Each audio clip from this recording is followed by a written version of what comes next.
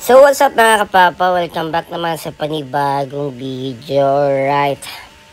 So pupuntahan natin yung pwesto natin kasi nag-chat si madam na hindi daw mahulugan yung box natin. Sabi na daw is baka raw bara or puno na daw. Bali guys, taga-bukad o taga-open namin ng box dito is every month. Pero hindi pa nga abot ng 1 month. So ayun, pinunta na natin. Kasi daw bara. At nakikita nyo guys, maraming tambay. Maraming mga watcher. Kasi nagpupus na sila ng crossfire. So ayun guys, samahan nyo ako. I-open natin yung first box natin. By the way guys, 5 lang yung unit natin dito sa pesto. Yung kagandahan dito sa peso natin kasi araw-araw daw may pustaan. So ayun, laging puno. So ayun guys, nakikita nyo, medyo nahasal ako.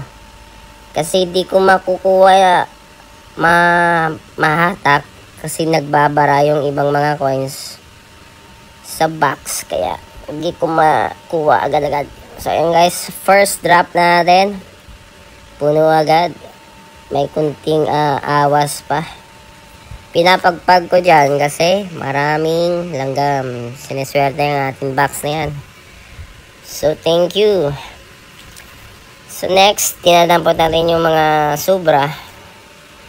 Yung mga awas. Box. Kaya guys, kagandahan ng Peacenet, di naman kailangan ng ng fancy o mamahaling computer or specs. Ang specs ko lang dyan guys ng computer ko is i5 6th Gen DDR4 120 gig. Pwede na pang pang Crossfire, pang Roblox, pang Valorant, kahit medium settings lang. Sa Crossfire guys, yung APS niya is nasa 200 plus. And yung kagandahan ng APS dyan is 200 plus. So pangkaraniwan ng mga ng mga player natin, yung mga nagrereklamo is pag mababa yung specs ng computer mo o yung unit mo. Kasi ayun, kailangan talaga natin mag-upgrade para ayun makahatak tayo ng customers para hindi na sila pupunta sa ibang shop. Doon na sila magpupunta sa atin kasi yung set natin, yung computer natin is magana. So ayun guys, makikita nyo yung yung stand ng monitor natin dyan, kahoy. Bale yung senaryo ng monitor natin dyan, binili ko yan or nabid ko yan online is walang stand. So bumili bumili ako ng 2x4 na na kahoy, tapos plywood. Ako lang naglagay, bali yan hindi, nasa 15 peraso yan na na walang stand, na kahoy yung stand. Yung parang yung stand natin parang teknolodya. So ayun guys, makikita nyo guys, puno rin yung second box natin. So bawat box yan guys, naglalagay ako ng free time pakonsuelo sa kanila.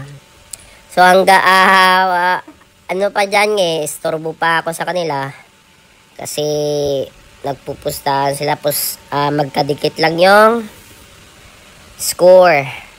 So pagkatapos yan guys, parang panalo yung yung dyan sa shop na yan. So yun guys, advice ko lang sa mga gustong pumasok ng larangan ng Pesonet, huwag kayong huwag kayong matakot mag-invest kasi babalik at babalik yan. Tsaka kung gusto nyo pumasok sa ganyang negosyo, dapat pag-aralin nyo rin yung mga basic troubleshooting, basic na mga anong dapat gagawin pag ganito. Kasi makikita mo rin yan sa monitor kung kung nagno signal, walang power, ganon. So yun guys, yan nakikita nyo na nabibilang kami, sineseparate namin yung piso, 10, 5. At yan, tapos ang bilang natin. So nakapag 17,200 tayo dyan guys. Maliit pa yan nung dating kapanahunan ng kuwan talaga. Kasi nung ayun guys. So yun. Yun na yun. 17,200 almost 1 month, o di ba?